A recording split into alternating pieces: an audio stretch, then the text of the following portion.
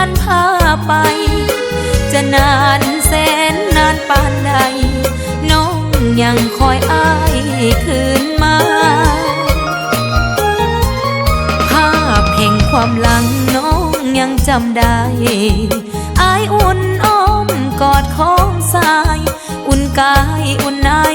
อุลาอ้ายบอกหักน้องไม้ปองเป็นพันละยาวิงวอนเทพไทยเทวาให้มาช่วยเป็นสักขีเสียงควงยังคอยวันอ้ายหวนกลับขออ้ายอย่าได้ไปลับอย่าลืมคนเคยฝากไมตรีเสียงไผ่ต้องลงน้องซ้ำตรงโศกเศร้าลือดีเฝ้าคอยอ้ายมาหลายปีบ่เห็นมีข่าวอ้ายมา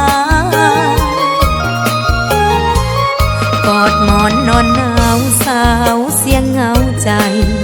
ยามกินยามนอนอะไรหลับไปก็ฝันเห็นหน้า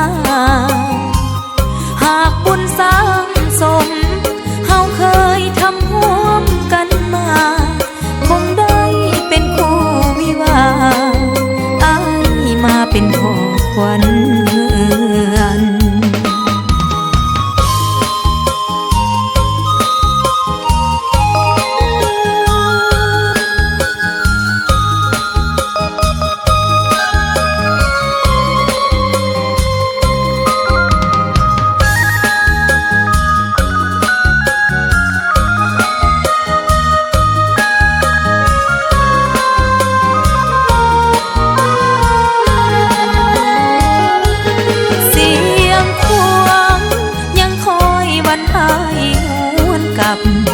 ขออ้ายอย่าได้ไปลั